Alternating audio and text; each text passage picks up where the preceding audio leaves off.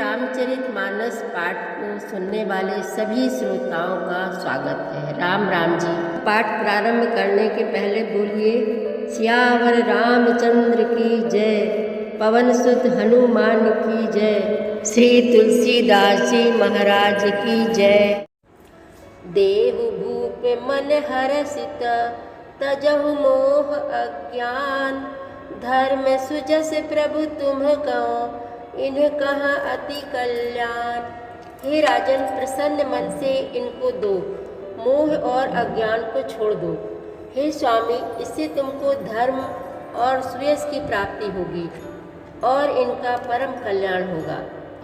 सुनी राजा अति अप्रिय बानी, हृदय कंप मुख दुति कुमुलानी, चौथे पन पायौ सुत चारी, विप्र वचन नहीं कहे हु विचारी।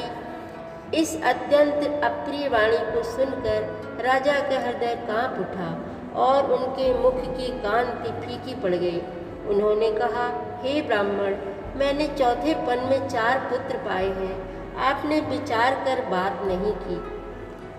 मागहु भूमि धेनु धन कोसा, सर्वस देहु आजु सहरोसा, देह प्राण ते प्रिय कछु नाही, सो मुन देव निमिष एक माही। हे मुनि, आप पृथ्वी को धन और खजाना मांग लीजिए, मैं आज बड़े हर्ष के साथ अपना सर्वस्व दे दूंगा। देह और प्राण से अधिक प्यारा कुछ भी नहीं होता, मैं उसे भी एक पल में दे दूंगा। सब सुत प्रिय मोहि प्राण की नाई, राम देत नहीं बनई गुसाई। कहाँ निशिचर अति घोर कठोरा, कहाँ सुंदर सुत परम किशोरा। सभी पुत्र मुझे प्राणों के समान प्यारे हैं, उनमें भी हे प्रभु, राम को तो किसी प्रकार भी देते नहीं बनता। कहाँ अत्यंत डरावने और क्रूर राक्षस और कहाँ परम किशोर अवस्था के बिल्कुल सुकुमार मेरे सुंदर पुत्र। सुनी नृप गिरा प्रेम रस सानी, हृदय हरस माना मुनि ज्ञानी।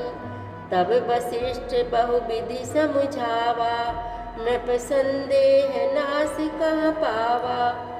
प्रेम रस में सनी हुई राजा की वाणी सुनकर ज्ञानी मुनि विश्वामित्र जी ने हृदय में बड़ा हर्ष माना। तब वशिष्ठ जी ने राजा को बहुत प्रकार से समझाया, जिससे राजा का संदेह नाश को प्राप्त हुआ। अति आदर दो तनय बुलाए, हृदय लाई बहु भांति सिखाए। मेरे प्राणनाथ सुत दो, तुम्हें मुनि पिता आन नहीं को। राजा ने बड़े ही आदर से दोनों पुत्रों को बुलाया और हृदय से लगाकर बहुत प्रकार से उन्हें शिक्षा दी। फिर कहा, हे नाथ, ये दोनों पुत्र मेरे प्राण हैं। हे मुनि, अब आप ही इनके पिता हैं, दूसरा कोई नहीं। सौंपे भूप ऋषि सुत, बहुविधि देई आशीष। जननी भवन गए प्रभु, चले नाई पद शीस। राजा ने बहुत प्रकार से आशीर्वाद देकर पुत्रों को ऋषि के हवाले कर दिया। फिर प्रभु माता के महल में गए और उनके चरणों में सिर नवाकर चले। पुरुष सिंह दो वीर, हरसि चले मुनि भय हरन। कृपा सिंधु मति धीर, अखिल विश्व कारण करन।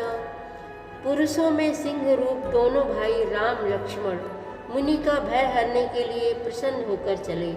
वे कृपा के समुद्र, धीर बुद्धि और संपूर्ण विश्व के कारण के भी कारण हैं। अरुण नयन उर बाहु विशाला, नील जलज तनु श्याम तमाला। कटिपट पीत कसें बर भाथा, रुचिर चाप सायक दुहु हाथा। भगवान के लाल नेत्र हैं, चौड़ी छाती और विशाल भुजाएं हैं। नील कमल और तमाल के वृक्ष की तरह श्याम शरीर है।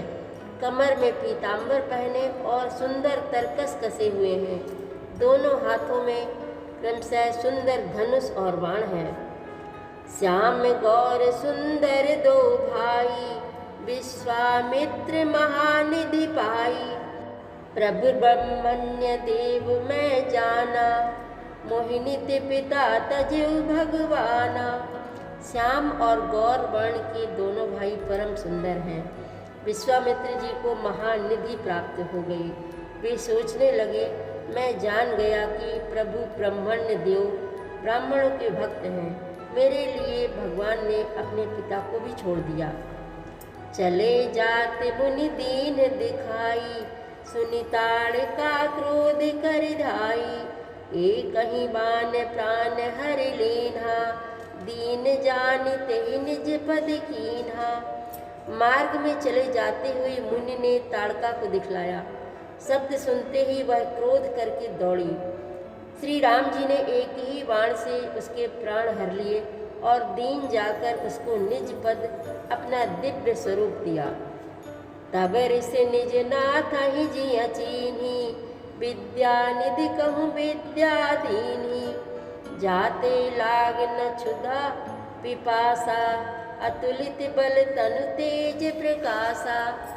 तब ऋषि विश्वामित्र ने प्रभु को मन में विद्या का भंडार समझते हुए भी लीला को पूर्ण करने के लिए ऐसी विद्या दी जिससे भूख प्यास न लगे और शरीर में अतुलित बल और तेज का प्रकाश हो।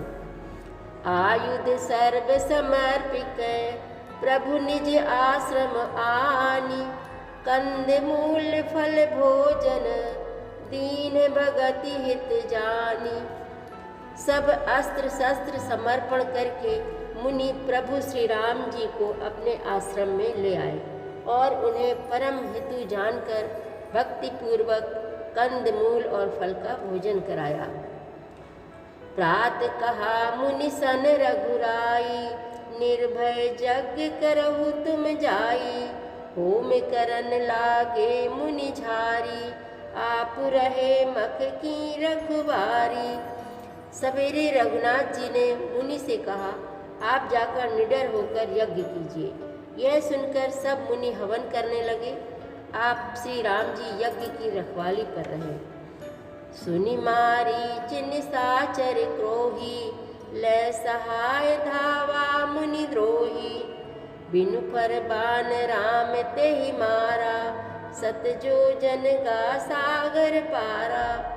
यह समाचार सुनकर मुनियों का शत्रु क्रोधी राक्षस मारीच अपने सहायकों को लेकर दौड़ा। श्री राम जी ने बिना फल वाला बाण उसको मारा, जिससे वह 100 योजन के विस्तार वाले समुद्र के पार जा गिरा। पावक सर सुबाहु पुनि मारा, अनुज निशाचर कटक संहारा। मारी असुर द्विज निर्भयकारी, स्तुति करहि देव मुनि झारी। फिर सुबाहु को अग्निबाण मारा। इधर छोटे भाई लक्ष्मण जी ने राक्षसों की सेना का संहार कर डाला। इस प्रकार श्री राम जी ने राक्षसों को मारकर ब्राह्मणों को निर्भय कर दिया। तब सारे देवता और मुनि स्तुति करने लगे। तहाँ पुनि कछु के दिवस रघुराया, रहे कीन विप्रन पर दाया। भगति हेतु बहु कथा पुराना, कहे विप्र यद्यपि प्रभु जाना। श्री रघुनाथ जी ने वहाँ कुछ दिन और रहकर ब्राह्मणों पर दया की। भक्ति के कारण ब्राह्मणों ने उन्हें पुराणों की बहुत सी कथाएं कहीं, यद्यपि प्रभु सब जानते थे। तब मुनि सादर कहा बुझाई, चरित एक प्रभु देखिए जाई। धनुष यज्ञ सुनि रघुकुल नाथा, हरसि चले मुनिवर के साथा। तदनंतर मुनि ने आदर पूर्वक समझाकर कहा, हे प्रभु, चलकर एक चरित्र देखिए। रघुकुल के स्वामी श्री रामचंद्र जी धनुष यज्ञ की बात सुनकर मुनि श्रेष्ठ विश्वामित्र जी के साथ प्रसन्न होकर चले। आश्रम एक दीख मग माही, खग मृग जीव जंतु तह नाही। पूछा मुनि शिला प्रभु देखी, सकल कथा मुनि कहा विसेखी। मार्ग में एक आश्रम दिखाई पड़ा। वहाँ पशु पक्षी कोई जीव जंतु नहीं था। पत्थर की एक शिला को देखकर प्रभु ने पूछा। तब मुनि ने विस्तार पूर्वक सब कथा कही। गौतम नारी श्राप बस उपल देह धरि धीर, चरण कमल रज चाहती कृपा करहु रघुबीर। सियावर रामचंद्र की जय, पवन सुत हनुमान की जय, श्री तुलसीदास जी महाराज की जय। प्रतिदिन श्री रामचरितमानस पाठ में शामिल होने के लिए हमारे चैनल अपनी विरासत को सब्सक्राइब कर लीजिए और घंटी का बटन भी दबा दीजिए, जिससे रोज़ सुबह 7 बजे आपके मोबाइल में 3 दोहे रामायण पाठ के आ जाएंगे। वीडियो को ज़्यादा से ज़्यादा शेयर करके इस नए काम में भागीदार बनिए। धन्यवाद।